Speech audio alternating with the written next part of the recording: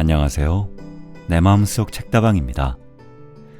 오늘 내 마음속 책다방에서 읽어드릴 책은 양원근 지음, 정민미디어에서 펴낸 나는 죽을 때까지 지적이고 싶다입니다.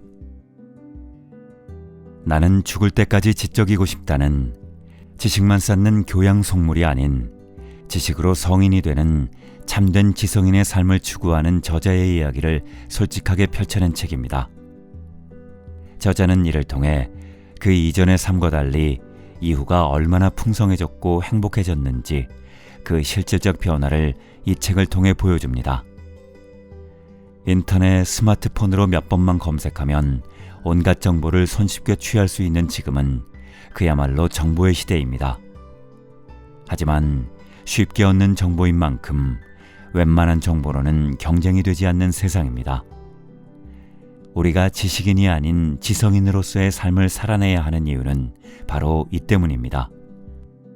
저자는 소크라테스의 명언, 내가 알고 있는 유일한 사실은 아무것도 모른다는 사실이다에서 출발하여 우리가 쉽게 안다라는 말을 내뱉기 전에 내가 정말 그 무엇을 얼마나 알고 있는지, 그 본질에 대해 고민해 본 적이 있는지 끝없이 돌아볼 것을 강권합니다. 이 책은 나의 무지를 깨닫고 끊임없이 공부하며 나를 철학하는 길을 안내해 줍니다. 이를 통해 이제 교양 속물 대신 참된 지성인으로 살 수 있도록 나아가 더 나은 인생, 더 행복한 인생의 청사진 또한 열어줄 것입니다. 그럼 이제 내 마음속 책다방 문을 열겠습니다.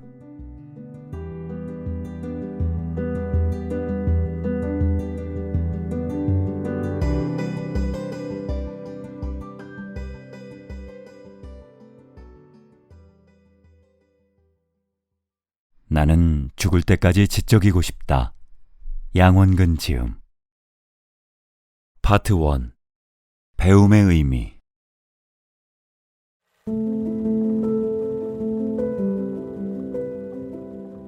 여행을 하면 누구나 철학자가 된다. 니체는 여행자를 5단계로 나눴다. 1단계. 여행은 했지만 아무것도 보지 못한 자. 2단계. 세상 밖으로 나가서도 자신만 들여다보는 자. 3단계. 세상을 관찰해서 무언가를 체험하는 자. 4단계. 체험한 것을 자신의 생활 속에서 꾸준히 실천하는 자. 5단계. 관찰한 걸 체험하고 그것에 동화한 후 반드시 행동으로 작품을 되살려야 하는 자. 이것을 보면서 나의 단계를 따져본다. 아마 3, 4단계에서 왔다 갔다를 반복하고 있지 싶다. 그러면서 생각해본다. 나에게 여행은 어떤 의미일까? 이 책에는 유난히 여행과 관련된 글이 많이 나오는데 이는 내가 여행을 좋아할 뿐더러 여행으로 많은 걸 보고 느끼며 인생관을 새로이 정립했기 때문이다. 무엇보다 여행하면서 수많은 독서를 했기 때문이다.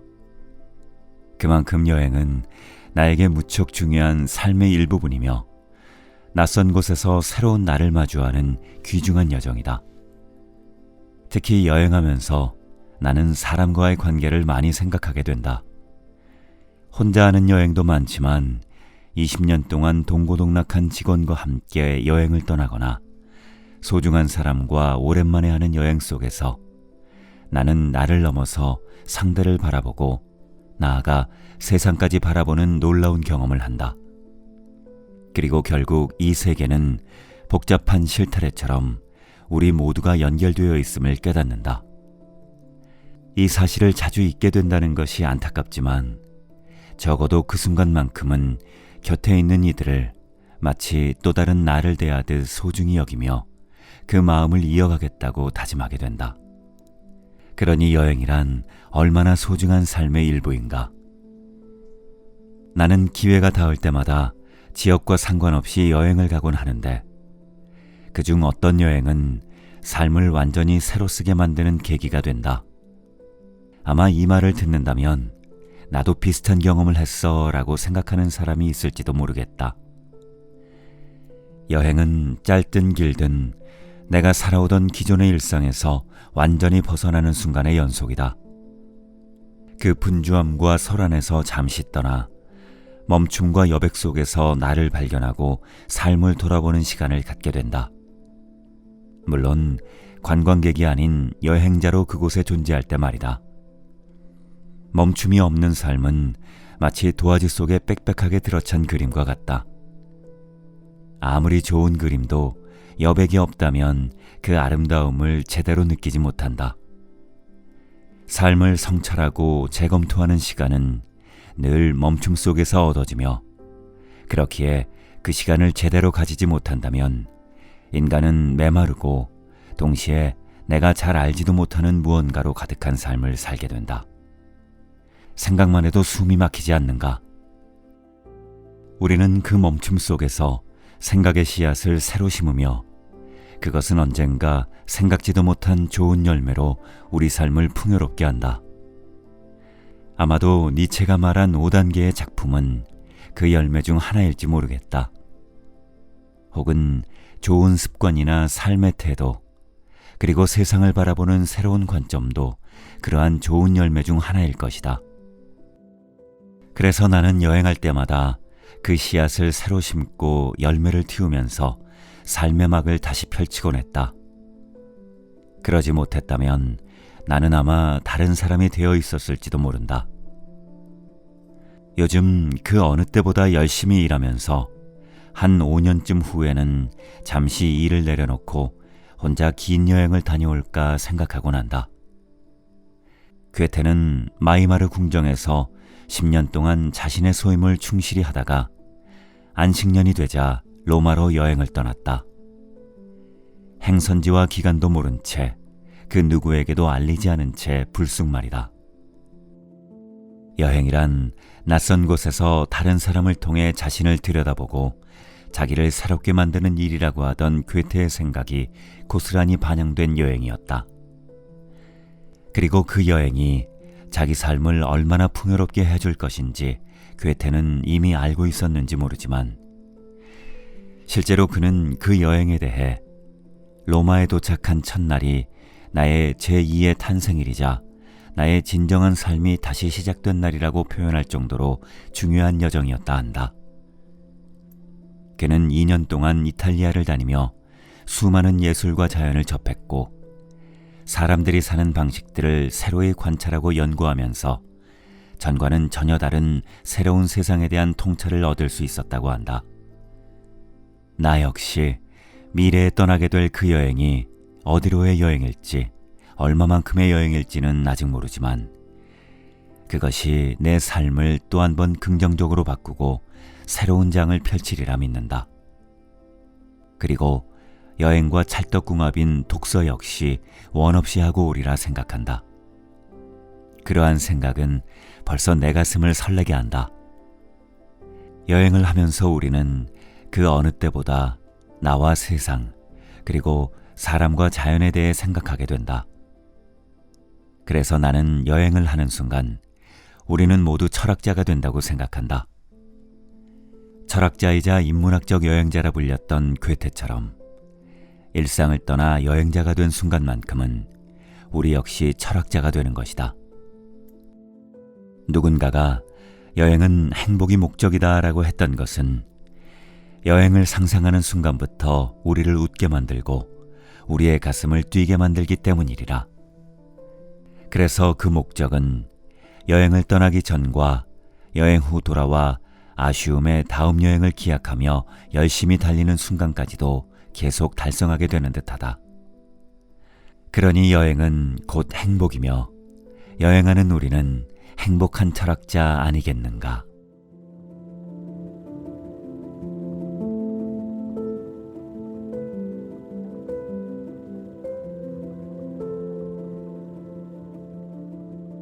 나는 무엇을 알고 무엇을 모르는가?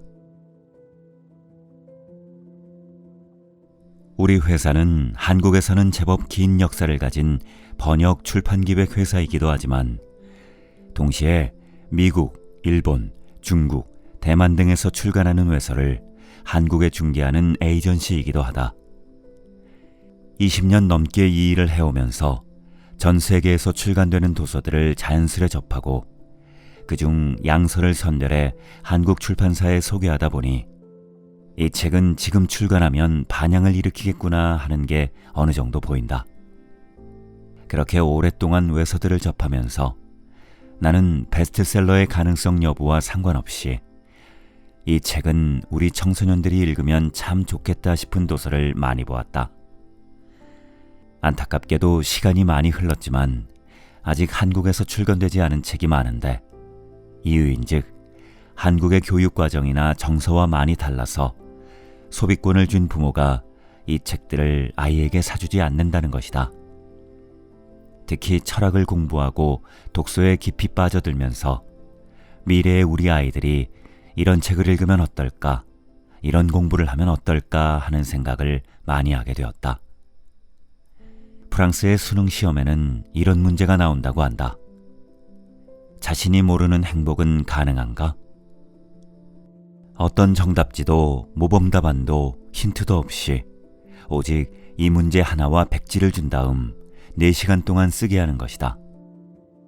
아마 우리나라에서는 이러한 수능 문제가 출제된다면 어느 순간부터 이에 대한 최선의 답을 낼 학원이 탄생할지도 모르겠다. 하지만 이 문제의 답은 없다. 4시간 동안 가능하다 혹은 불가능하다라고 한 줄만 쓸 수는 없으니 백지에다 어떻게든 무언가를 써내야만 한다. 여기서 생각해 볼 건 이런 것이다. 자신이 모르는 이라는 건 무엇을 의미할까? 행복이란 무엇일까? 가능하다라는 건 무엇을 의미할까? 이렇게 늘어놓고 보니 짧은 저 한 문장으로 말미암아 우리가 생각하고 결론 내야 할 것이 무척 많다. 예컨대 아리스토텔레스는, 공리주의는, 막스주의는, 프로이트는 여기에 대해 무엇을 말했는가? 그것들을 끄집어내어 검증하고 내 생각들과 비교 분석하고 엮으면서 나만의 결론을 내는 것이다. 중요한 건 여기에 대한 정답은 없다는 것이다. 질문을 얼마나 잘 이해했고 여기에 대한 결론을 어떤 방식으로 어떻게 끌어냈는가만이 중요할 뿐이다. 백지 속에는 그 과정이 여실히 녹아 있을 것이다. 한국의 학생들이라면 시험지를 받는 순간부터 멘붕에 빠지지 않을까? 한국 학생들을 무시하는 것이 아니다. 전 세계 어디에서도 빠지지 않을 만큼 우리나라 젊은이들의 두뇌는 뛰어나다. 하지만 우리는 저 질문에 대한 답을 낼 교육을 받지 못했다. 그런 공부를 한 적이 없는데 어떻게 답안을 쓸 수 있을까? 학원에서 짚어준 정답지를 달달 외워서는 절대 채울 수 없는 답안지일 것이다. 프랑스 고등학생들이 받는 문제는 이외에도 진리는 우리를 자유롭게 하는가? 이성과 감정은 둘인가? 등 매우 관념적이고 문제 자체로도 이해하기 어려운 것이 대부분이라고 한다. 그런데 그 학생들이 이 시험을 치를 수 있는 이유는 이미 관련 답을 쓸 수 있는 충분한 공부를 하기 때문이다.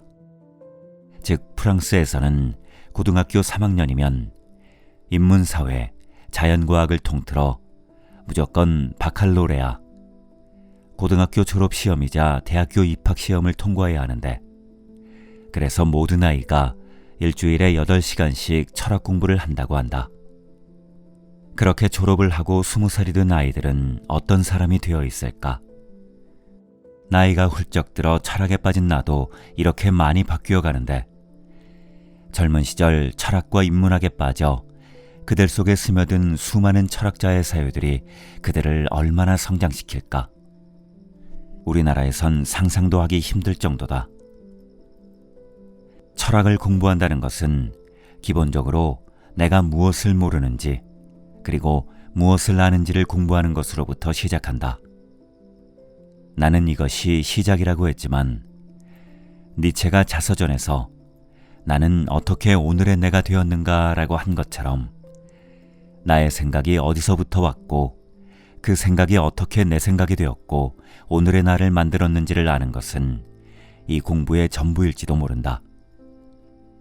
내가 아는 것과 모르는 것을 알고 모르는 부분에 대해 끊임없이 공부해 나아가는 과정이 우리를 성장시킨다. 프랑스 아이들은 철학을 배우는 과정에서 자기 생각이 깨어지고 다시 정립되는 과정을 숱하게 경험했을 것이다. 자신이 모르는지조차 몰랐던 새로운 영역을 발견하고 생각의 틀이 확정되는 놀라운 경험 또한 했을 것이다. 어떤 책 속 내용이 자기 생각과 다르다면 처음엔 불편하겠지만 그것을 계속 받아들이고 자기 생각과 비교하는 과정을 통해 더 깊은 사유의 시간을 경험했을 것이다. 그리하여 내가 안다는 것은 과연 무엇을 안다는 것인지, 그것을 아는 상태에서 논점을 가지고 비교하고 검토하고 또 반증하고 투쟁하며 생각을 만들고 더 나은 자신을 만들어 갈 것이다. 일찌감치 이 과정을 거친다면 우리는 얼마나 더 멋지고 성숙한 인간이 될까? 오랫동안 책을 기획하고 만들어 온 사람으로서 다시 한번 반성의 시간을 갖는다. 그러면서 더 좋은 책, 우리의 생각 지경을 넓히고 정상이나 비정상을 뛰어넘은 온전한 자유로움을 가진 사고를 하게 만들 책을 더 많이 기획하고 전파하겠노라 다짐한다. 정말 멋지고 무서운 사람은 손가락 몇 개로 접할 수 있는 얕은 지식을 마치 지성인 것처럼 떠들고 공유하는 사람이 아니라 끝없이 책을 읽고 공부하며 자기 생각을 검증하고 또 소중히 여기며 하나하나 정립해 나가는 사람일 것이다. 내가 정녕 아는 것이 무엇인지, 모르는 것은 또 무엇인지, 그것들을 하나하나 날마다 깨달으며 나아가는 여정은 그 어떤 인간의 모습보다도 아름답다. 어릴 적부터 귀가 닳도록 들어온 공부라는 말은 우리에게 너무나 따분하고 지겨운 느낌이지만 사실 공부는 마치 전 세계를 설렘으로 여행하는 일처럼 깊고 다정하고 달콤한 여정임을 우리 아이들이 깨닫는다면 얼마나 좋을까.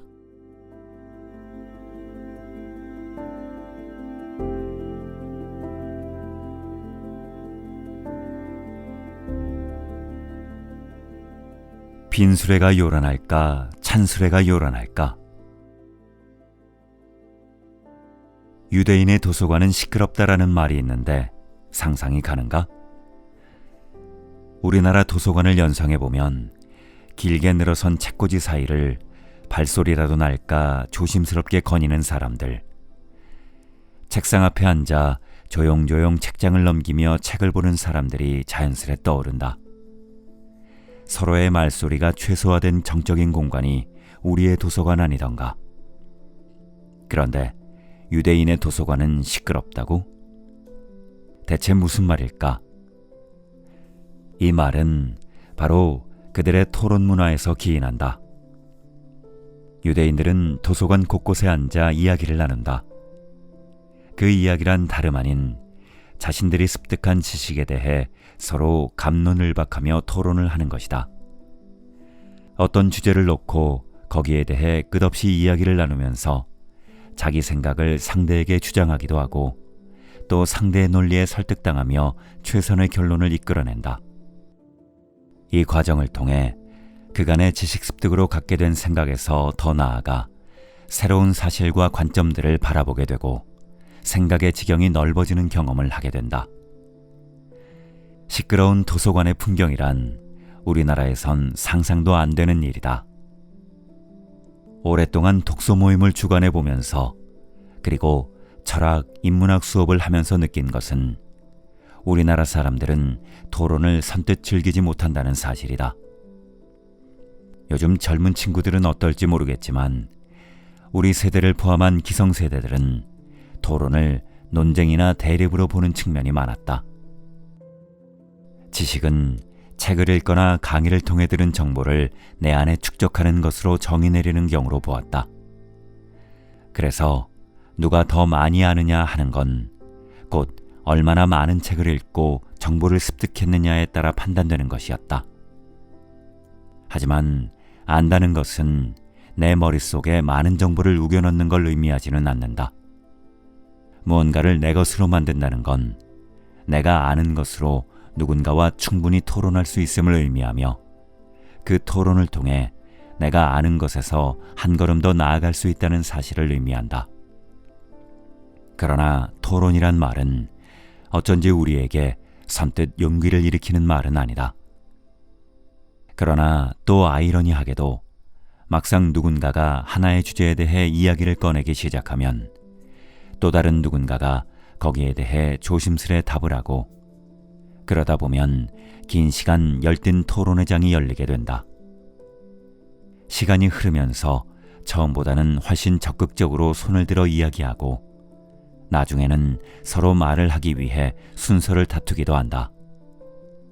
나 역시 말을 유창하게 하는 사람도 읽은 것을 전부 소화해내었다고 자부할 수 있는 사람도 아니지만 열띤 토론의 시간에는 열심히 내 생각을 펼쳐보게 된다.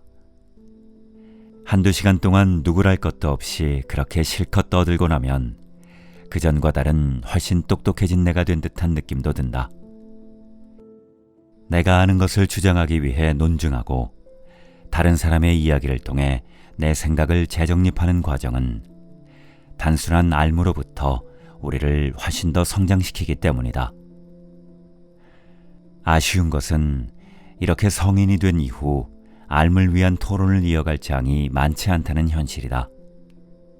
성인들에게 자기계발이나 배움은 그저 일방적으로 무언가를 듣고 보는 것에 그치는 경우가 많다. 내가 진짜 공부를 위한 모임을 자꾸 만들어가는 이유이기도 하다. 서양 사람들이 한국에 대해 배우면서 알게 되는 여러 속담이 있는데 그 중에서 이 속담만 들으면 충격을 받는다고 한다. 바로 빈수레가 요란하다라는 속담이다. 과묵함을 더 낮게 여기고 많이 할수록 입을 다물고 있는 것을 미덕이라 여기며 살아온 한국 사람들의 정서가 영향을 미친 속담일 것이다. 하지만 서양에서 볼 때 이 속담은 말 그대로 충격적이다. 그들은 오히려 찬수레가 요란하다고 여기기 때문이다. 예컨대 독서 모임을 할 때 어떤 주제가 나와 거기에 대해 열심히 이야기를 나누었다고 해보자. 집에 돌아오면서 생각해보니 1시간 중 30분을 나 혼자 떠든 것만 같다. 나머지 사람들도 말하긴 했지만 주로 내가 이야기를 한 것 같은데 그렇다면 그때 나는 어떤 생각이 들까? 한국인인 나는 문득 이런 생각이 든다. 내가 너무 나댔나? 사람들이 나를 너무 잘난 척한다고 생각하면 어떡하지? 하지만 서양 사람들의 경우는 다르다. 1시간의 토론 동안 가장 말을 많이 한 사람을 향해 저 사람은 배움에 참으로 적극적이다. 눈으로 보고 귀로 들은 지식을 자기 것으로 소화하는 똑똑한 사람이구나 라고 생각한다. 또한 1시간 내내 말 한마디 제대로 하지 않은 사람을 보고는 저 사람은 이 주제에 관심이 없구나, 혹은 저 사람은 여기에 대해 제대로 아는 게 없구나 라고 생각한다. 점잖고 과묵한 사람이 아니라 무지한 사람이 되는 것이다. 단순해 보이지만 이는 매우 큰 차이다. 나는 해마다 유럽에 나가는 일이 매우 잦은데 거리의 카페에 앉아 차를 마시는 동안 종종 주변을 둘러보면 한 손에 책이나 신문을 든 사람들이 여러 주제를 놓고 열심히 이야기를 나누는 모습을 자주 보게 된다. 각자 스마트폰을 들여다보고 있는 한국 거리의 모습과는 사뭇 다른 풍경이다. 그들은 결코 과묵하지 않다. 끝없이 무언가에 대해 이야기를 나누고 자기 생각과 타인의 생각을 교환한다. 과묵한 프랑스 사람과 과묵한 유대인을 보는 일은 드물다. 그들은 자신이 아는 것을 끝없이 남과 나누고 그로 말미암아 새로운 지식들을 채우고 수정해가는 일에 적극적이기 때문이다. 도서관에서도 거리에서도 카페에서도 식당에서도 말이다. 적극적으로 이야기를 나누며 생활하는 그들의 모습은 우리에게 매우 익숙하다. 이렇게 적극적으로 이야기를 하는 것은 소크라테스의 철학 그 자체이기도 하다. 소크라테스는 장소와 관계없이 사람들을 만나면 이야기를 나눴다. 그 내용은 대부분 학문에 대한 것이었다. 이토록 긴 시간이 지난 지금에도 우리에게 생각해볼 거리를 안겨준 그의 철학적 이론들은 끝없이 사람들과 토론하는 과정에서 다시 정립되고 또 깊어졌는지 모른다. 프랑스의 철학자 지엘 델레주의 철학은 우리가 접하는 모든 것을 당연한 것으로 여기지 않는 데서 출발한다. 나는 토론이란 바로 그런 것, 나아가 알미란 바로 그런 것이라 생각한다. 델레주의 말처럼 말이다. 무언가를 고정시켜서 의미를 찾아내는 것이야말로 허무한 말장난에 지나지 않는다. 우리는 본질을 향한 끝없는 질문을 통해 더 많은 것을 알게 되고 알을 향해 한 걸음 더 나아가게 된다. 질문은 결코 침묵을 통하지 않는다. 모든 수레는 처음엔 텅 빈 채 시작하겠지만 시간이 흐를수록 채워지며 더 요란한 소리를 낸다는 서양 속담이 어쩌면 나에겐 더 진리로 다가오는 이유. 그것은 철학이나 학문을 논할 때는 조목조목 따져야겠지만 일상에서 별것 아닌 일로 꼬치꼬치 따지는 것은 금물이라 생각하기 때문이다. 아마도 우리나라의 빈수레가 요란하다는 속담은 제대로 알지 못하면서 쉽게 이야기하는 걸 경계하는 의미에서 시작되었을 것이다. 그러나 그 역시 제대로 알아야만 말을 꺼내야 한다는 보수적인 태도에서 왔을 수 있다. 우리는 누구도 정확히 완벽하게 무언가를 알 수는 없다. 그저 우리는 모두 어떤 것의 본질을 향해 나아갈 뿐이다.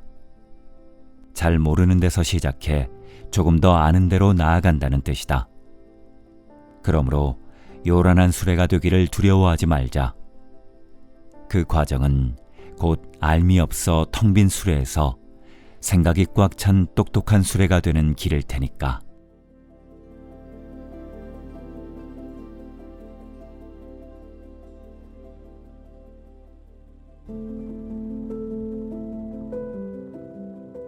빵 한 개로 배를 채우고 책 10권으로 정신을 채워라. 에피쿠로스는 쾌락을 두 가지로 보았다. 육체적 쾌락과 정신적 쾌락이 그것이다. 보통 육체적 쾌락이라고 말하면 정신적 쾌락에 대해 상대적으로 저급하게 여기기 마련이지만 실은 그렇지 않다. 우리는 사랑만으로도 살아갈 수 없지만 빵 없이도 살아갈 수 없기 때문이다. 나는 먹는 행위 자체를 즐기기보다는 맛있는 것을 먹기를 즐기는데 그래도 배가 고프면 예민해지기 마련이다. 반대로 맛있는 걸 먹고 배가 부르면 기분이 좋다. 옛날에는 못 먹어서 죽었지만 요즘은 많이 먹어서 죽는 시대가 되었다고 한다. 그럼에도 여전히 돈 많은 사람이든 적은 사람이든 기분 좋을 때 즐겨하는 인사말은 내가 맛있는 거 살게다. 먹는 행위를 통해 배고픔을 달래고 나아가 맛있는 것을 먹어 내 미각을 충족시키는 일은 육체가 느낄 수 있는 가장 기본적이면서도 최고의 쾌락일지도 모르겠다. 어쨌든 인간은 육체적 쾌락을 추구하는 욕구로부터 자유로울 수 없다. 더우면 시원한 것을 갈망하고 추우면 따뜻한 것을 갈망한다. 배가 고프면 음식을 갈망하고 아프고 힘든 일보다 몸이 쉽고 편안한 일을 갈망한다. 늦잠을 자면서 절대 깨고 싶지 않고 가만히 두어도 건강을 유지할 수 있다면 굳이 힘겨운 달리기나 등산으로 몸을 피로하게 하고 싶지 않을 사람도 많을 것이다. 우리 몸이 가진 감각들의 기본적 욕구를 채우고 나아가 즐겁게 만들려는 것이야말로 인간이 가진 가장 본능적인 모습일 거다. 아무리 똑똑하고 많이 아는 사람이라 할지라도 이를 부인하는 것은 가식에 지나지 않는다고 생각한다. 그러나 철학을 사랑하고 독서를 삶의 양식으로 여기는 우리가 차별되어야 하는 지점은 한 걸음 더 나아가 정신적 쾌락에 대해 생각해보는 데서 출발한다. 인간은 결코 배부름만으로 채워줄 수 없고 육체의 편안함만으로 행복해질 수는 없기 때문이다. 에피쿠로스가 인간의 쾌락을 두 가지로 나눈 것은 시대를 막론하고 우리에게 엄청난 생각거리를 안겨준다. 즉, 잠시 멈추어 서서 인간의 삶을 성찰해보게 만든다. 지금 내가 살고 있는 모습과 나의 욕구, 내가 추구하는 욕망과 인간의 본질 사이에서 내가 설 지점을 생각해보게 한다. 에피쿠로스는 인간의 육체적 쾌락을 경시한 것은 아니다. 하지만 궁극적으로는 정신적 쾌락을 중시했다. 우리가 육체적으로 느끼는 쾌락보다는 정신적으로 느낄 수 있는 쾌락의 지속성이 더 높다고 여겼기 때문이다. 그래서 육체적 쾌락을 추구하되 기본적인 것을 충족하고 욕심을 버리고 정신적 쾌락을 추구하라고 한 것이다. 어떤 책에서 일을 미루는 습관이 가져다주는 에너지 소모에 대해 이야기한 것을 본 적이 있다. 한참 에피쿠로스에 빠져 있을 때라 그 내용은 이 철학과 맞물려 여러 생각을 하게 했다. 우리는 보통 밥을 먹고 힘을 쓰는 일이나 과중한 뇌의 노동이 에너지 소모를 가져온다는 걸 잘 알고 있다.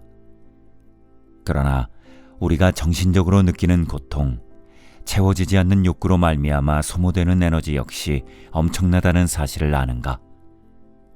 수능을 준비하는 학생들이 어느 토요일 아침 누구도 깨우지 않은 채로 늦잠을 잘 수 있다면 몸은 얼마나 개운할까? 하지만 그날 온종일 정신적으로는 어쩐지 불안하고 찜찜한 기분을 느낄 것이다. 시간을 온전히 쓰지 못한 죄책감이나 지금 처한 상황에서 본분을 다하지 못했다는 생각을 지울 수 없어 온종일 더 책에 머리를 파묻을지 모른다. 한 번의 늦잠이 가져다준 가혹한 정신적 형벌이다. 나는 주로 이러한 형벌을 일을 미루거나 해야 할 일을 잘 해내지 못했을 때 느낀다. 그 이유로는 지금 더 하고 싶은 걸 해버리거나 내 몸이 조금 편하자고 그것을 선택하지 않았을 때다. 우리는 막상 그 시간을 더 행복하게 보낼 것 같지만 우리의 몸과는 반대로 정신은 그러지 못한다. 그 찜찜함과 불안함은 궁극적으로 우리를 행복하지 못하게 만들고 엄청난 에너지를 소모하게 만든다. 배가 고파서 아픈 것보다 정신적 충격이나 답답함, 막막함, 찜찜함 때문에 몸이 아플 때가 많다는 걸 우리는 경험하지 않았나. 그러니 어쩌면 에피쿠로스가 말한 정신적 쾌락은 실질적으로 인간을 지배하는 정말 큰 본질인지도 모르겠다. 빵으로 채운 배는 잠깐 우리를 행복하게 해줄 수 있지만 그때뿐이다. 이와 달리 내가 책임을 다하고 일을 제때 해내며 좀 힘들어도 무언가를 제대로 해냈을 때는 지속적인 만족감을 안겨준다. 배가 고파 밥 한 그릇을 먹었을 때 채워지는 욕구는 두 그릇, 세 그릇을 먹는다고 더 채워지는 것은 아니다. 오히려 배가 너무 부르면 우리는 때때로 불쾌감을 느낀다. 육체적 쾌락은 선을 넘었을 때 쾌가 불쾌로 변해버린다. 하지만 정신적 쾌락은 다르다. 이는 추구하면 할수록 더 길고 깊은 기쁨을 안겨준다. 욕심을 버린 채 기본적인 육체적 쾌락을 추구하고 정신적 쾌락을 더 갈망하는 것이 인간에게 더 오랜 쾌락을 안겨준다는 말이 더욱 이해된다. 전에 TV를 보니 5 식구가 옹기종기 모여 얼마나 즐겁게 밥을 먹는지 그 모습이 신기했다. 밥상 위에는 푸석한 밥과 된장, 김치가 전부였기 때문이다. 밥상에 차려진 음식의 내용이 아닌 그들이 밥상 위에서 나누는 이야기들이 그들의 행복에 더 큰 영향을 미쳤을 게 분명하다. 물질적인 것, 비싸고 호화로운 것이 인간에게 더 큰 쾌락을 안겨주리라는 생각은 금물이다. 오히려 허황한 것을 추구할수록 고통은 커질 뿐이다. 물질적이고 육체적인 것은 더욱 절제하고 기본적인 것에서 만족하는 게 이성적 인간이 할 수 있는 지혜로운 선택이다. 그 대신 우리가 욕심을 내야 할 게 있다면 바로 정신적 쾌락에 대한 것이다. 그 중에서도 독서는 매우 훌륭한 정신적 양식이 된다. 모르는 영역을 넓히고 알매 깊이로 빠져드는 일은 지속성을 넘어 영속적이며 아무리 많이 욕심을 부려도 불쾌하거나 질리지 않는다. 이것은 절제를 필요로 하지 않는다. 인간은 모두 행복을 추구하며 살아간다. 그러나 그 행복이 어디에 있는지 정확히 아는 사람은 많지 않다. 우리는 모두 불완전한 인간이기에 그것을 깨달아가는 삶의 여정을 밟고 있을 뿐이다. 하지만 확실한 것은 우리가 우선시하는 물질적, 육체적 쾌락 속에는 그 행복의 온전한 답이 존재하지 않는다는 사실이다. 삶의 반을 넘어선 지금에서야 그 사실을 깊이 깨닫고 있다는 것이 좀 안타깝긴 하지만, 그러나 배고픔보다 정신의 고품이 더 아프다는 걸 알게 되었다는 사실만으로도 감사할 수밖에. 그래서 에피쿠로스는 물과 빵만 있으면 나는 신도 부럽지 않다라고 했나 보다. 늦은 시각, 책을 열며 정신적 쾌락을 향해 한 걸음 더 나아가 본다.